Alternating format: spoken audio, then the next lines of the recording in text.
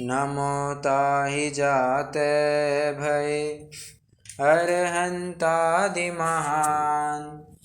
करि मंगल करि हो महा ग्रंथ करन को काज। जाते मिले समाज सब पावे निज पद राज। मिथ्या देवादिक भजे हो है मिथ्या भाव। तज तिनको सांचे भजो यह हित हेत उपाय। छठवें अधिकार की हम यहाँ चर्चा कर रहे हैं। कुदेव कुगुरु और कुधर्म का प्रतिषेध, ये अधिकार का नाम है। कल अपन ने कई सारी चर्चा की जिसमें व्यंतर आदि को मानने का निषेध, ये प्रकरण मुख्यतः से अपन ने चलाया। आज उसी को आगे कंटिन्यू करने वाले हैं। वैसे कल जो अपन ने चर्चा की थी 2-3 मिनट में उसको समराइज कर देता हूँ। वहाँ पर सामने वाला कह रहा था कि दुख आदि देते हैं, सो क्या बात है। सो पंडित साहब ने कहा तेरे पाप का उदय होगा, बात 1। उसको कुतूहल बुद्धि होगी, बात 2। उस प्रकार की वो चेष्टा करे, बात 3। तब जाकर के तुझे दुख होगा, 4। मतलब बहुत लंबी चौड़ी प्रोसेस है। और इसमें अगर तेरे पाप ही का उदय ना हो तो कुछ करने में समर्थ नहीं है। इसमें एक और बात देखी थी कि पाप का उदय है, पर तुम रिएक्ट करते हो नहीं करते हो इसके ऊपर भी डिपेंड करता है कि दुख होगा या नहीं होगा। अगर हम उसको रिएक्ट ही ना करें, जैसे मुनिराज है उसको रिएक्ट ही नहीं करते, उनको दुख नहीं होता। और कोई सामान्य जीव उसको रिएक्ट कर जाता है, और मतलब उस परिस्थिति को रिएक्ट कर जाता है तो उसको दुख होता है। सो ये भी बात समझना, तुम रिएक्ट करते हो नहीं करते हो उसके ऊपर भी तुम्हारा दुखी होना नहीं होना तय होता है। फिर अतिशय चमत्कार की भी बात आई। वहाँ पर पंडित साहब एक बात कह रहे थे कि अतिशय चमत्कार देखा करते हैं। तो पंडित साहब कहते हैं जो पूर्व जन्म में उस विशिष्ट देव का वो भक्त रहा होगा, सेवक रहा होगा, तो इस जन्म में वो चमत्कार आदि दिखलाता है। और कोई जैनी व्यंतर होगा तो जैन भगवान के नाम पर, जिनेंद्र देव के नाम पर वो चमत्कार आदि दिखलाता है। ये सब व्यंतरकृत होता है, भगवान इसमें कुछ भी करते नहीं है। ये भी बात देखी थी। और जो भगवान दर्शन देते हैं, भक्तों की सहायता करते हैं, इस बात की भी चर्चा अपन ने कल की थी। और लगभग यहाँ तक आकर के अपन रुके हुए थे। अब यहाँ पर कुछ एक बिंदुओं को लेकर के व्यंतरों की चर्चा, मीमांसा, आप कुछ भी कह सकते हैं, व्यंतरों की मीमांसा ही कह लीजिए, ये बात चलने वाली है। 1 मिनट।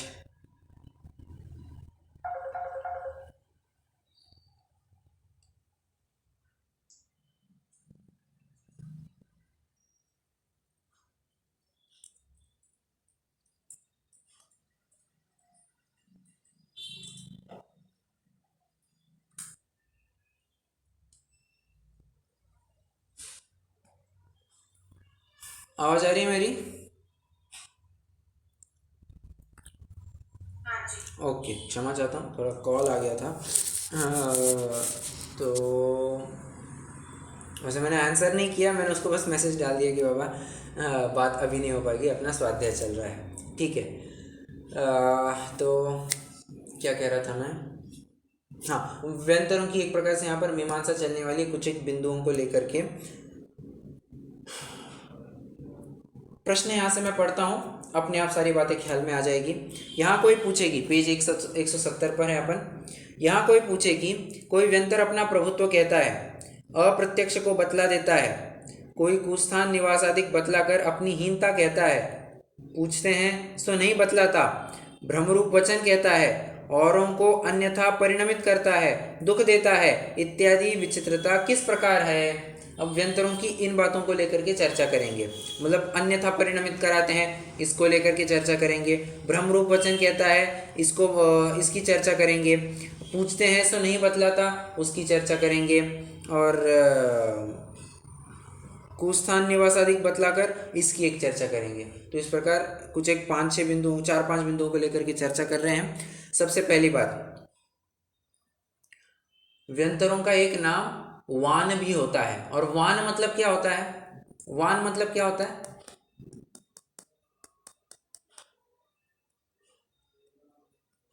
वान मतलब क्या होता है?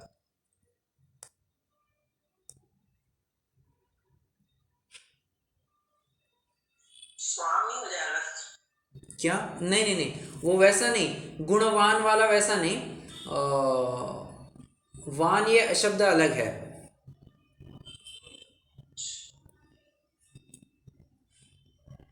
वैसे मैं आपको एक थोड़ी हिंट दे दूं, वान ये शब्द व्यंतर के लिए कहीं आया है, कहीं अपन ने पहले पढ़ा।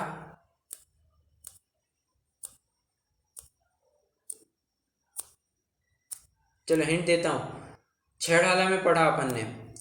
पंक्ति बताएगा कोई?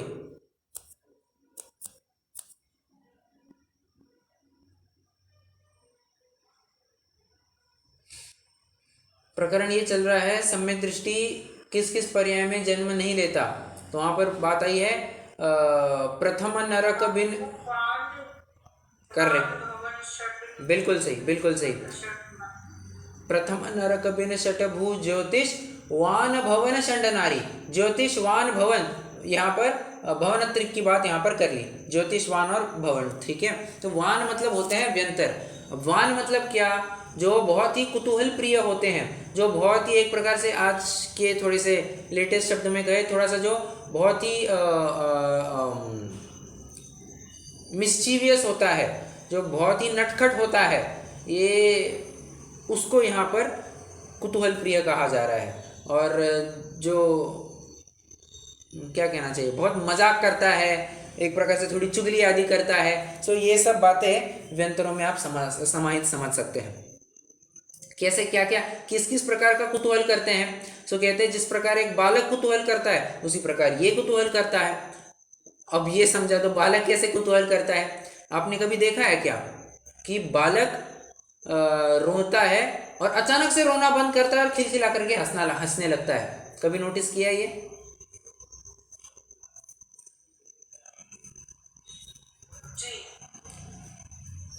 हाँ, मैंने भी ये अभी हाल ही में एक केस ऐसी देखी थी। मैं एक शॉप पर गया हुआ था, तो वहाँ पर एक बच्चा बस ऐसे ही खेल रहा था। और खेलते खेलते वो किसी कांच के टेबल से टकरा गया।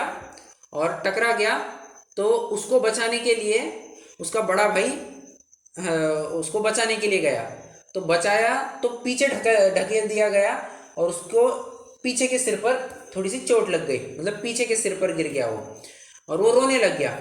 और उसको थोड़ा सा ऐसे मालिश वालिश की, उसको थोड़ा सा ओ क्या ऐसा किया, तो चुप हो गया और अपने आप फिर से खेलने लग गया और हंसने लग गया।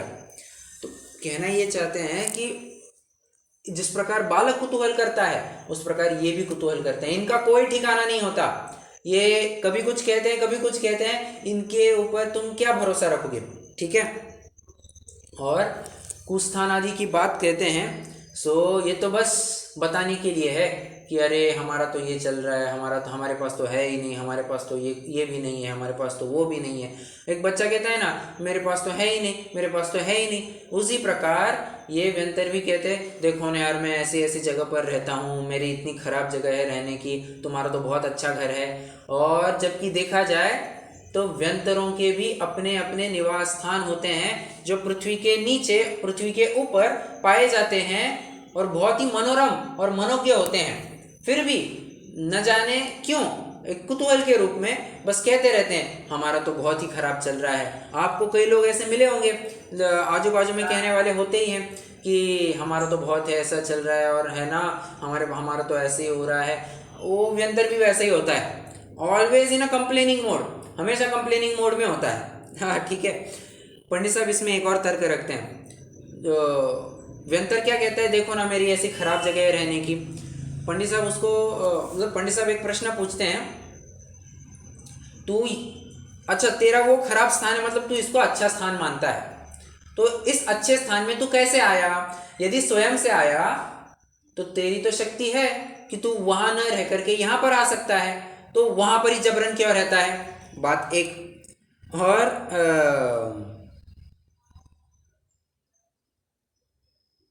बस तर्क एक ही यही तर्क यहाँ पर दिया है। और फिर कहा कि उनके घर तो वास्तव में बहुत अच्छे अच्छे होते हैं, तो वृथा कंप्लेंट करने से कुछ लाभ नहीं होता है। ठीक है, एक पैराग्राफ मैं यहाँ से पढ़ता हूँ। मतलब इन शॉर्ट आप ये समझ सकते हैं कि कुछ का कुछ बोलते हैं, कुछ का कुछ बोलते हैं।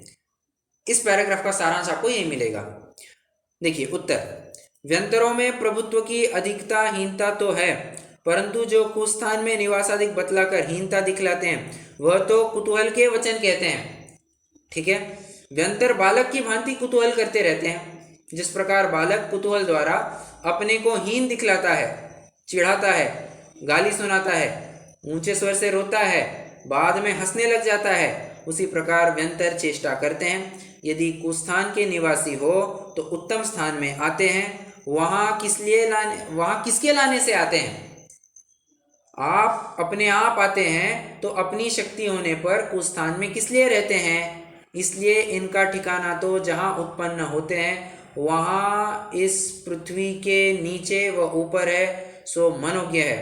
कुतूहल के लिए जो चाहे सो कहते हैं। यदि इनको पीड़ा होती हो तो रोते रोते हंसने कैसे लग जाते हैं? तर्क कितने जनों को ये पैराग्राफ समझ में आया?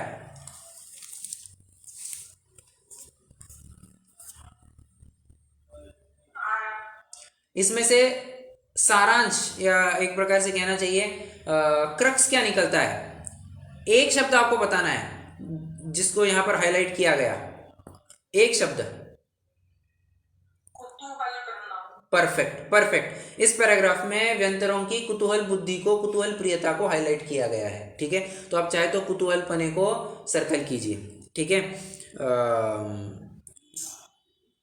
बस कर सकते हैं, कुतूहल को आप सर्कल कर सकते हैं। तो पहला पैराग्राफ कुतूहल के बारे में बात करता है। अब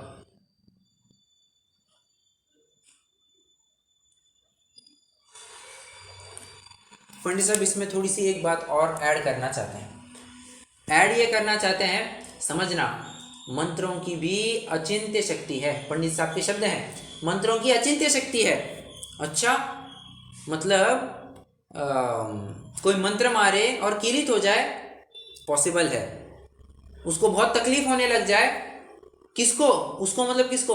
व्यंतर को। हाँ, व्यंतर को, समझना, ये व्यंतर को किलित करने की बात कर रहे हैं, व्यंतर को तकलीफ देने की बात कर रहे हैं। मतलब यहाँ से कोई मंत्र बस बोले और वहाँ पर वो व्यंतर किलित हो जाए, बात एक। उसको दुख होने लग जाए, बात दो। और कोई उल्टी बात करे या फिर उसको मना करे, तो वो जो किलित किया गया था, वो किलित किया गया उतर जाता है। भूत जो चढ़ गया था वो उतर जाता है। ठीक है, फिर से मैं थोड़ा सा गलत बोल गया। फिर से किसी ने मंत्र यहाँ से उच्चारण किया तो हुआ क्या? तो उसके किंचित गमनाधिक नहीं हो सकते, मतलब किलित हो गया। किंचित दुख उत्पन्न होता है, मतलब वो दुखी होने लग गया।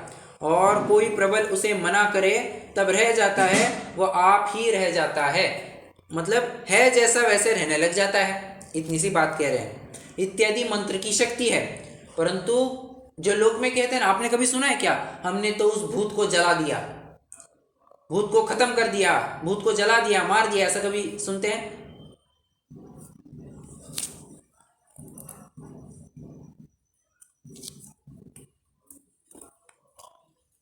नहीं सुना आपने कभी? जो जाने वाले होते हैं वे बोलते हैं। बराबर, वे ऐसा बोलते हैं। जो झाड़ा फूका आदि करते हैं, वे सब ऐसा बोलते हैं कि हमने भूत को जला दिया, व्यंतर को खत्म कर दिया, मार डाला।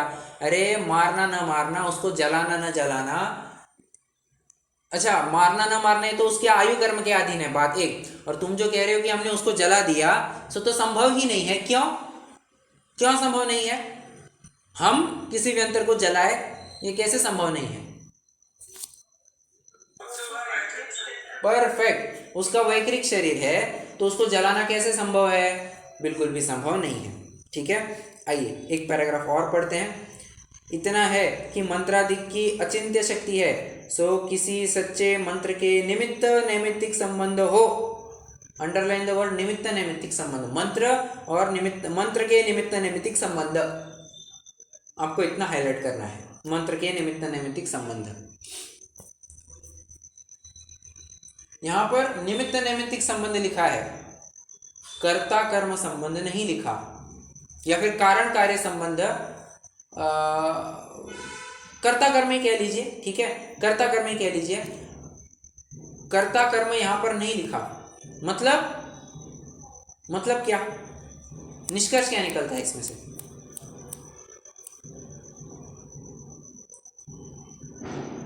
मतलब कुछ कर नहीं सकता है। बराबर, कोई कुछ कर नहीं सकता, करने का विकल्प जरूर कर सकता है, और उसके निमित्त से सामने वाले में वैसा वैसा कार्य होने लगता है। ये निमित्त नहीं, या फिर ऐसा कह सकते हैं कि अपन को वैसे भाव होना कुछ उल्टा पुलट करने के, और सामने वाले के भी वैसे पाप का उदय होना, तो दोनों जब एक साथ आते हैं तो फिर वो बीच में क्या कहना चाहिए, मंत्र आदि की क्रिया देख सकते हैं, निमित्त नैमित्तिक संबंध बैठता है। कर्ता कर्म संबंध हो ही नहीं सकता, इसने किया और तब जाकर के इसके हुआ, ऐसा नहीं कह सकते, ठीक है। सो किसी सच्चे मंत्र के निमित्त नैमित्तिक संबंध हो तो उसके किंचित गमनादिक नहीं हो सकते, वह किंचित दुख उत्पन्न होता है, वो कोई प्रबल उसे मना करे तब रह जाता है, वह अपना ही रह जाता है इत्यादि मंत्र की शक्ति है, परंतु जलाना आदि नहीं होता। मंत्र वाले जलाया कहते हैं, वह फिर प्रकट हो जाता है, क्योंकि वैकृक शरीर का जलाना आदि संभव नहीं है।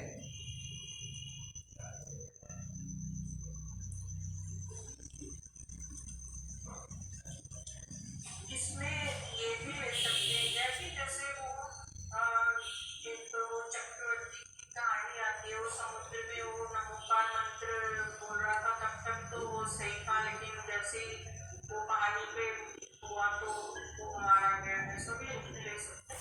नहीं नहीं नहीं नहीं, मुझे समझा नहीं।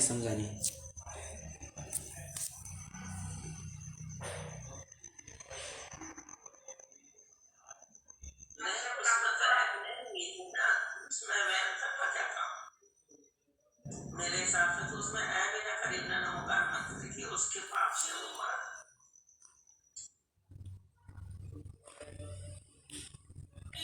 अच्छा, वो आप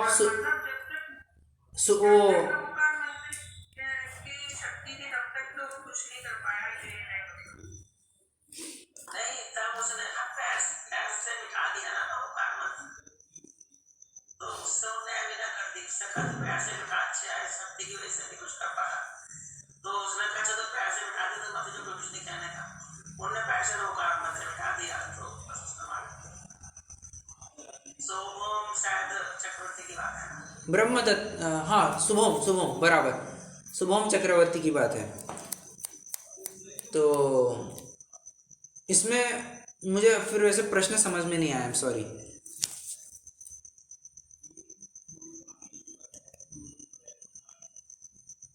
मैं तो बस ये कहना चाहती हूँ कि जैसे इसमें मंत्र की अचिंत्य शक्ति है, तो हमें नमोकार मंत्र की भी महान शक्ति है ना, जब तक वो अपने मन में नमोकार मंत्र बोलते रहे तब तक तो वो बचे हुए थे वहाँ पे, और फिर उसने मैंने बोला कि अच्छा पानी में लिखो, तो जैसे ही वो पानी में पैर रखा तो फिर वो खत्म हो गया।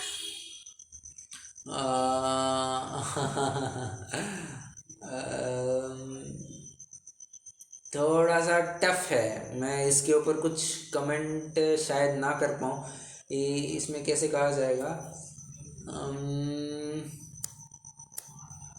हाँ देखो, आप ऊपरी तौर पर अगर कुछ कहना चाहे, अगर लोक व्यवहार में क्या कहेंगे, लोक व्यवहार तो यही देखिए, जो देखा है वही कहेगा कि यार ये नमोकार मंत्र बोल रहा था तब तक तो चल रहा था, नमोकार मंत्र बोलना जैसे ही बंद कर दिया और ये मरण को प्राप्त हो गया, तो लोक व्यवहार तो यही कहेगा, परंतु अध्यात्म उस बात को स्वीकार नहीं करेगा। अध्यात्म कहेगा कि निज आयु से मरण हो, यह बात जिनवर ने कही, बस ऐसी बात है, ठीक है। तो आपको दोनों अपेक्षा समझ करके वो एक निष्कर्ष पर पहुंचना होगा। मतलब यहाँ पर निमित्त नैमित्तिक संबंध कह सकते हैं, कर्ता कर्म संबंध नहीं कह सकते हैं, इतना आप समझ करके चलिएगा। वो शुभम चक्रवर्ती के केस में आप जो कहना चाह रही हैं, ठीक है। चलो अब अगले बिंदु की तरफ बढ़ते हैं। अगला बिंदु ये होने वाला है, पूछते हैं सो नहीं बतलाता। तो पूछते हैं सो नहीं बतलाता, इसका कारण क्या है? मतलब हमने उसको कुछ पूछा तो बतला नहीं सकता है, इसका क्या कारण है? तो पंडित साहब कहते हैं देख, उसके अवधि ज्ञान होता है, सो किसी किसी को अल्प क्षेत्र का कम ज़्यादा ज्ञान होता है। अवधि ज्ञान तो होता है, किसी को कम क्षेत्र काल का ज्ञान होता है, किसी को ज़्यादा काल क्षेत्र का ज्ञान हो जाता है। व्यंतर की बात है, व्यंतर को होता है। तो उत्तर कब देगा? कि जब अपन को उनकी इच्छा हो, बात एक, और अपने को ज्ञान बहुत हो, तो अप्रत्यक्ष को पूछने पर उसका उत्तर देते हैं। क्या कहा देखो, उनके इच्छा हो और अपने को ज्ञान बहुत हो।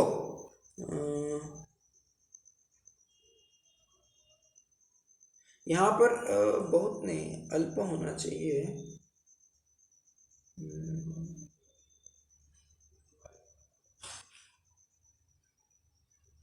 अपने को ज्ञान बहुत हो तो अप्रत्यक्ष को पूछने पर उसका उत्तर देते हैं।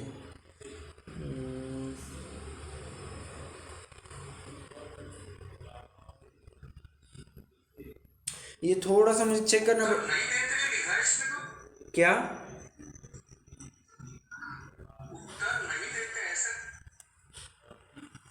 नहीं, उत्तर देते हैं ऐसा लिखा है। नहीं, मेरी बुक में इसका उत्तर नहीं देता है ऐसा जान। एक मिनट पंक्ति पढ़िएगा पूरी, पैराग्राफ पूरी। आप तो डॉक्टर साहब 4th लाइन पढ़ रहे हैं और ये सर 2nd लाइन में पढ़ रहे हैं। अच्छा, कुछ डिस्टर्बेंस होगी। हाँ, मैं सेकेंड लाइन की बात कर रहा हूँ। If you are on the 4th line then फिर वो मैच नहीं करेगा। मैं सेकेंड लाइन की बात कर रहा हूँ। तो ओके ठीक है, आ गया ख्याल में। देखो दो बातें हैं, अपने को बहुत ज्ञान और अपने को अल्प ज्ञान। ठीक है, अपने को बहुत ज्ञान हो, अपने को मतलब हम आप सभी को बहुत ज्ञान हो और उनके भी इच्छा हो, तो फिर अपन को जो अप्रत्यक्ष होगा तो फिर उसका वे उत्तर देते हैं, बात एक। और यदि उनको अल्प ज्ञान हो तो किसी महत ज्ञानी से आकर के पूछ करके जवाब देते हैं। और अपने को ही अगर अल्प ज्ञान हो तो और उनके इच्छा न हो तो पूछने पर उसका उत्तर नहीं देते, ऐसा जानना चाहिए। वे थोड़ा सा आपको कॉम्प्लेक्स जाएगा। अब चार्ट बनाइए, एक चार्ट बनाइए, ऊपर लिखिए अपना ज्ञान, हमारा ज्ञान, एक तरफ लिखिए बहुत है, एक तरफ लिखिए अल्प है।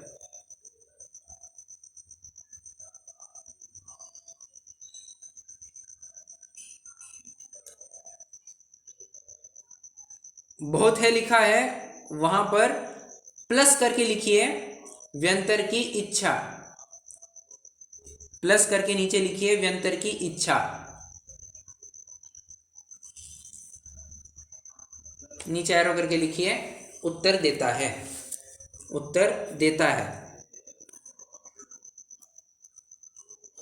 और राइट में क्या लिखा था आपने? अपन को ही अल्प ज्ञान है, अपन को ही अल्प ज्ञान है, प्लस नीचे प्लस लिखिए, प्लस व्यंतर की इच्छा भी नहीं है।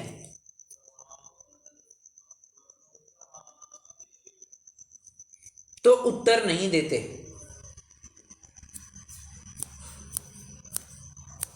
तो उत्तर नहीं देते, नीचे एरो करके लिखना है, तो उत्तर नहीं देते।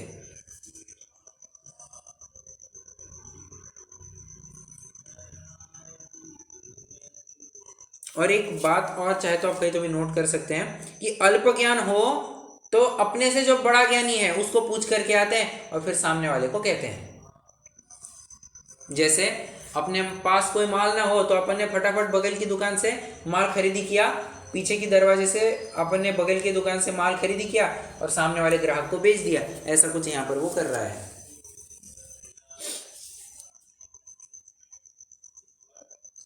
बढ़ना है आगे?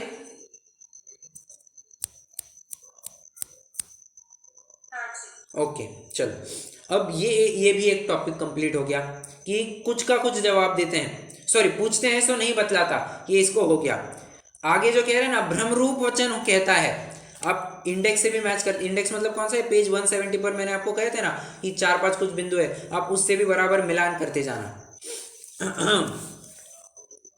आगे भ्रमरूप वचन कहता है, सो भ्रमरूप वचन कहता है, यहाँ पर बात देखो क्या कह रहे हैं कि जो अल्प ज्ञान वाले व्यंतरादि को उत्पन्न होने के पश्चात कितने काल ही पूर्व जन्म का ज्ञान हो सकता है, फिर उसका स्मरण मात्र रहता है, इसलिए वहाँ इच्छा द्वारा आप कुछ चेष्टा करें तो करते हैं, पूर्व जन्म की बातें कहते हैं, कोई अन्य बात पूछे तो अवधि ज्ञान तो थोड़ा है, बिना जाने किस प्रकार कहे, जिसका उत्तर आप न दे सके वह इच्छा न हो, वहाँ मान कुतूहल आदि से उत्तर नहीं देते और झूठ बोलते हैं, ऐसा जानना। तो झूठ बोलने की भी बात यहाँ पर इन्होंने कवर कर ली कि जो उत्तर अपन को आता ही नहीं है, जो उत्तर अपन को आता नहीं है तो वो कहेगा कुछ का कुछ बोल देते हैं और टाल देते हैं विषय, ये करो वो करो और ऐसा ऐसा, टू दी पॉइंट कभी कुछ नहीं बोलेंगे। क्यों?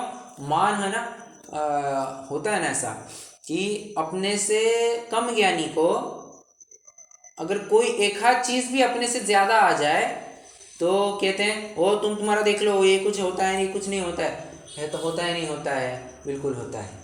बस ये व्यंतर को भी ऐसा ही हो रहा है, वो उसका मान भंग होता है। व्यंतरों को अपना मान सम्मान अभिमान बहुत प्रिय होता है, उसको थोड़ी सी भी ठेच पहुंची कि वो आपको फिर बहुत परेशान करेगा। अब परेशान करेगा मतलब क्या, वो बहुत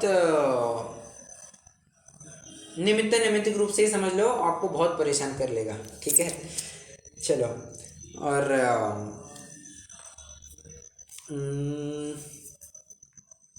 ओके, ब्रह्मरूप वचन कहता है, ये भी टॉपिक कंप्लीट हो गया।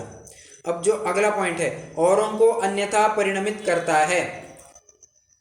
पंडित साहब कहते हैं कि देख, देवों में ऐसी शक्ति है कि अपने व अन्य के शरीर को व पुद्गल स्कंद को जैसी इच्छा हो तदनुसार परिणमित करते हैं, इसलिए नाना आकार आदि रूप आप होते हैं व अन्य नाना चरित्र दिखाते हैं, अन्य जीव के शरीर को रोगादि युक्त करते हैं।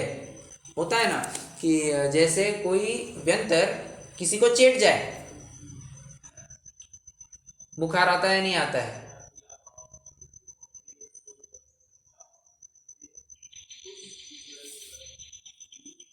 देखा किसी नोटिस किया है क्या? व्यंतर आदि भूत आदि जब कोई चेट जाता है तो बहुत बुखार चढ़ने लगता है, बहुत सारी बातें होती है ऐसी।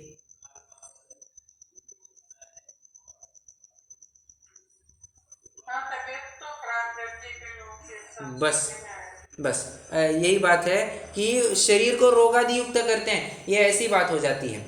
और हाँ, परिणमन किस प्रकार कराते हैं ये कि एक पुद्गल स्कंद है तो उसको जैसे सोने को लोहा बना दिया, लोहे को सोना बना दिया। सो इस प्रकार नाना आकार आदि रूप होते हैं, वो नाना चरित्र दिखलाते हैं और अपन उनको जैसा चाहे वे उसमें फेरफार भी कर देते हैं।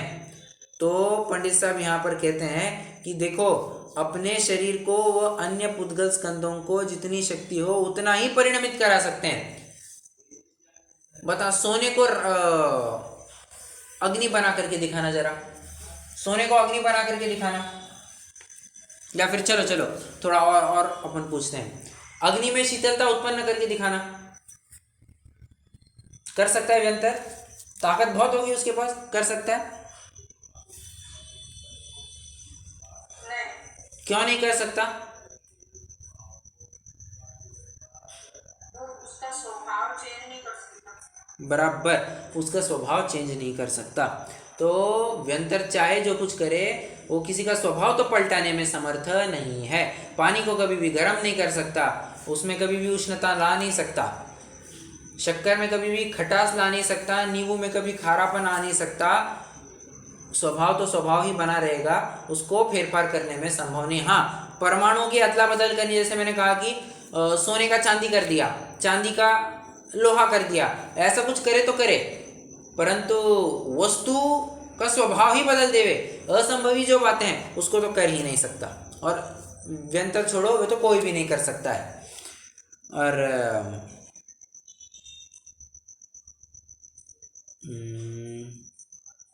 हाँ, अन्य जीव के शरीर को ये हो गया, ठीक है। और इसमें भी पंडित साहब लास्ट में एक बात कहते हैं कि जितना तेरा पुण्य प्रमाण होगा काम तो उतना ही बनेगा, पुण्य प्रमाण ही सब होता है। और बाकी और क्या कहे, फटाफट 2 पैराग्राफ पढ़ते हैं अपन यहाँ से।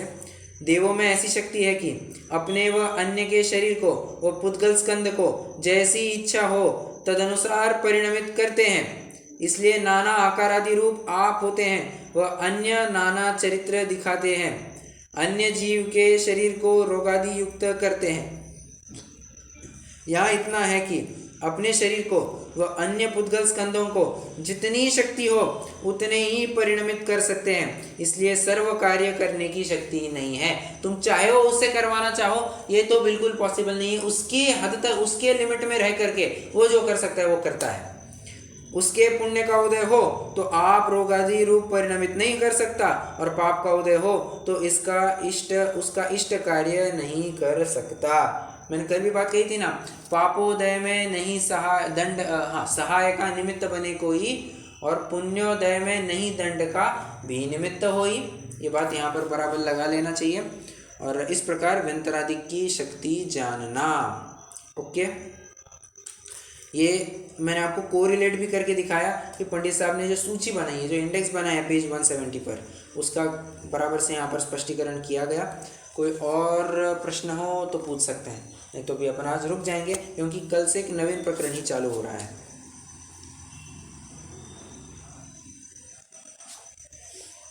नहीं, चलिए फिर रुकते हैं, अपन जिनवाणी स्तुति करेंगे।